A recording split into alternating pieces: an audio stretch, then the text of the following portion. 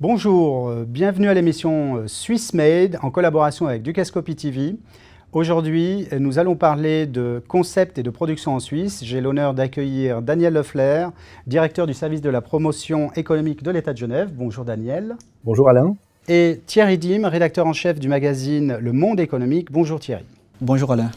Alors, pour votre information, la Suisse, pour la 6e fois consécutive, est numéro 1 mondial de la compétitivité, selon le classement établi par le Forum économique mondial.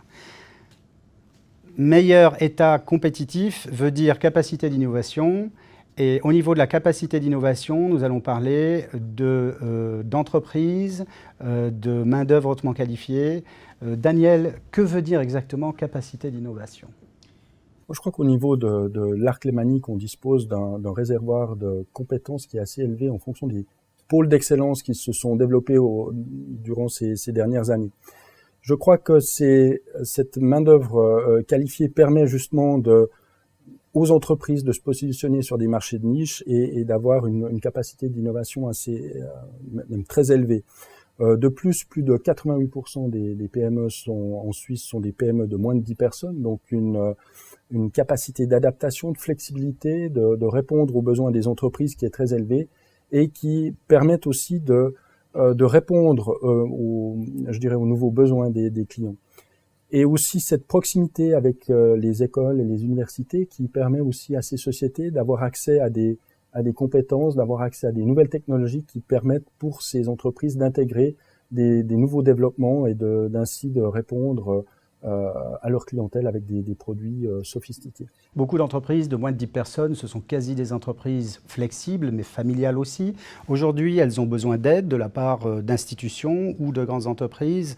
Quel est le visage de cette aide aujourd'hui actuellement, Thierry, au niveau du tissu économique ? Alors, il faut déjà noter que la Suisse n'a pas une frontière qui va vers la mer.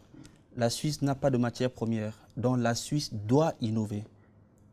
Elle est forcée d'innover si elle veut avoir le leadership sur un secteur bien déterminé. Donc, pour nous, il est donc important, surtout pour les entreprises, d'avoir un cadre législatif qui puisse permettre à cette capacité d'innovation de nos entrepreneurs ou alors de certaines des entreprises. La Confédération apporte un certain soutien, mais à titre personnel, je n'attends pas beaucoup d'aide de la Confédération. Parce que plus la Confédération va apporter des aides pour ça, plus on va se mettre, ce sera comme des vaches à lait.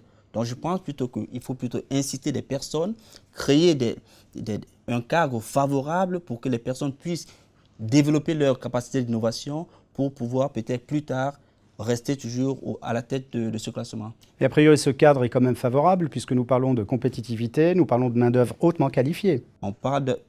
Je suis tout à fait d'accord. Mais depuis quelques années, quand même, on voit également que ce cadre législatif commence à se restreindre de plus en plus. Il y a trop de réglementation depuis un certain temps. Plus, si on continue dans ce sens-là, je me pose la question, que sera la Suisse dans 15 ans?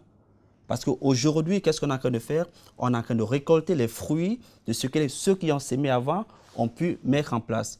Ce n'est pas le cadre législatif d'aujourd'hui qui va changer ça.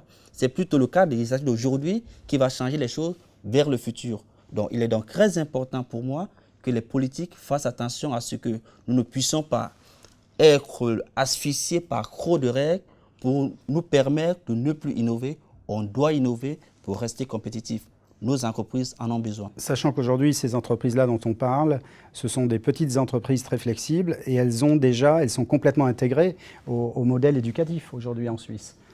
Oui, tout à fait. Alors là, je crois qu'on peut préciser que au niveau des hautes écoles en Suisse, il y a cette volonté vraiment de favoriser le transfert de technologie et la collaboration.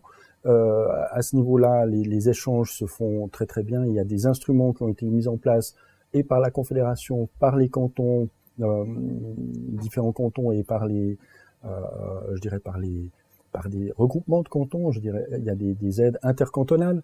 Ça, c'est un élément. Et puis, on a un autre élément qui est un fondement qui est une véritable institution en Suisse, qui est la formation duale et qui permet à toute une partie de la main-d'œuvre de se former en ayant une formation pratique. Et je crois que ça, c'est un avantage qui est essentiel par rapport à la compétitivité de la Suisse et qui permet vraiment de former une main-d'œuvre qualifiée sur les compétences terrain et qui permet, je dirais, aux sociétés d'apporter une production de qualité.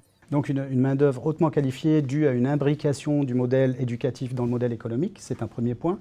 Mais n'y a-t-il pas aussi une imbrication entre ces petites entreprises quasi familiales et des gros porteurs suisses qui sont là aussi pour les parrainer, puisque c'est ce que l'on voit au niveau de ce tissu aujourd'hui? Alors je crois que ça, effectivement, c'est un point qui est essentiel. Souvent, on entend, on a tendance à opposer les multinationales avec le tissu de PME.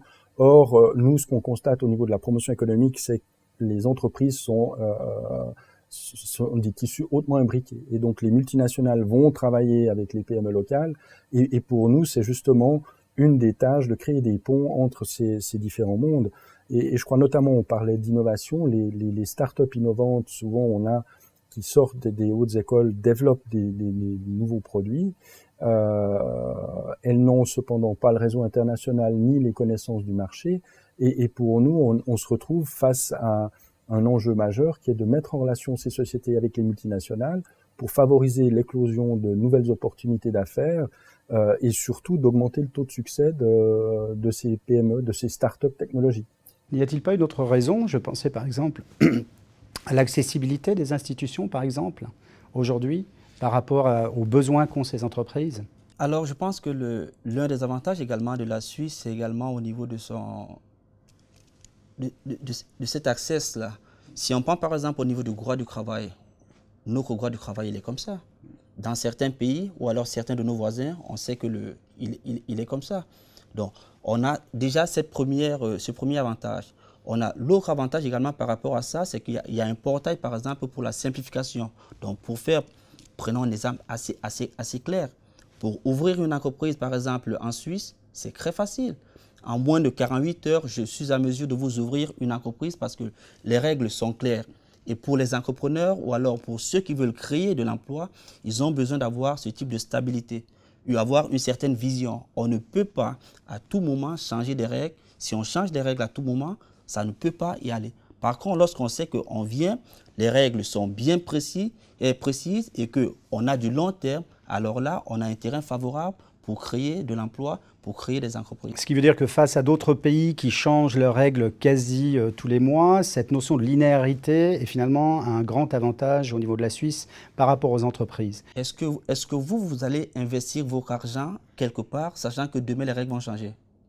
Je pense que la plupart des personnes qui nous regardent connaissent la réponse. Exactement. Et pour terminer, nous avons parlé d'entreprise, nous avons parlé d'institutions. Nous pouvons revenir à cette notion entrepreneuriale, finalement, qu'ont les Suisses par rapport au modèle économique, de se lancer, de prendre des risques et d'avancer. Oui, je crois, tout d'abord, être entrepreneur, c'est un état d'esprit. Et dans un environnement où vous avez plus de 88% de PME qui ont moins de 10 personnes, vous avez un état d'esprit qui est répandu. Et donc, cette curiosité qu'un entrepreneur a, vous allez la retrouver chez de nombreuses personnes qui ont cette capacité à travailler de manière autonome. Un autre élément après cet état d'esprit, c'est vraiment de favoriser les réseaux, la mise en relation. Et c'est aussi une des forces et je dirais un des buts de la promotion économique, de créer des événements où les gens peuvent se rencontrer afin de développer des nouvelles opportunités. Et c'est vraiment là, à ce niveau-là, où nous essayons justement de favoriser ces liens.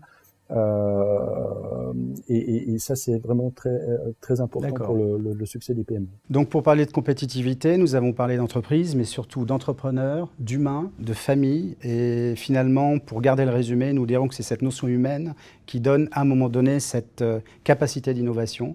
Je vous remercie, Daniel Loeffler. Merci d'être venu. Merci Alain. Thierry Dim, merci d'être venu. Merci, vous étiez avec Swiss Made en collaboration avec Ducascopy TV.